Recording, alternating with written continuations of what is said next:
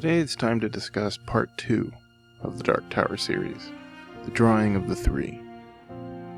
Now before I get into the story and all of that, I just want to warn a few people out there that this video will contain spoilers concerning the first book, The Gunslinger. So if you haven't read The Gunslinger yet and you don't want anything spoiled for you, I advise you to turn the video off and come back to it after you finish the book. Or maybe spoilers don't bother you so much, and in that case, feel free to continue. Anyway, I just thought I'd warn those who didn't wish to be spoiled, so here we go. The Drawing of the Three was published first in 1987, 5 years after the first book was published.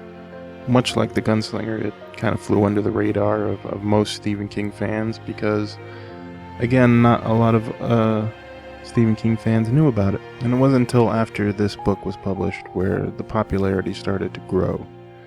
For the story itself, the book picks up just a few hours after the first one ended.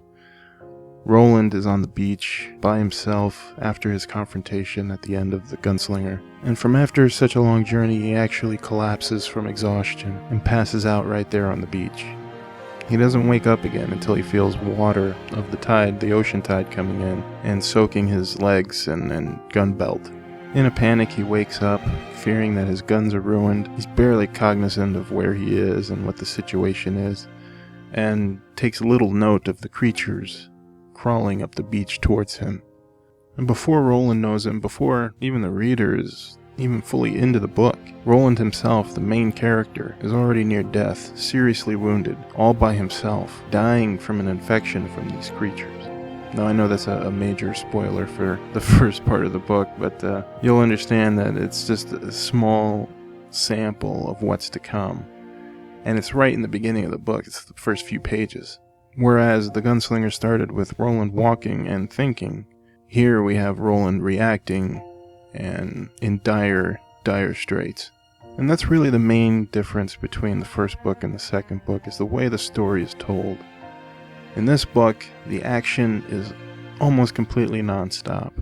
From the first page to the last, it's always one set of events after another, and the story just keeps progressing and progressing and progressing, and it just rarely lets up for you to be able to catch your breath. You don't want to put this book down.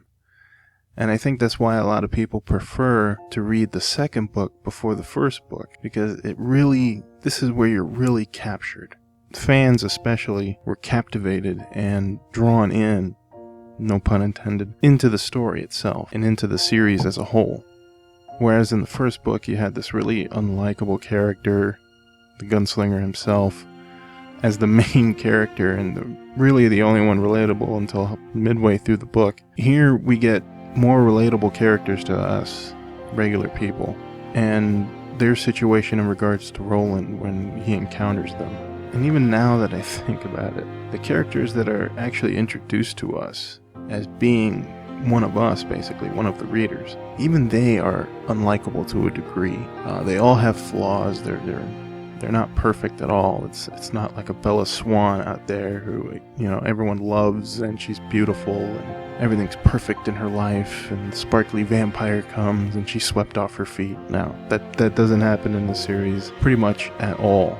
These characters feel like real people with real problems, and that's the catch. That's what really draws you in, again, no pun intended. It really sucks you in to relate to these characters. You almost have no choice. And by the end of the book, you're really starting to fall in love with these characters, much like Roland, the protagonist, does as the series progresses.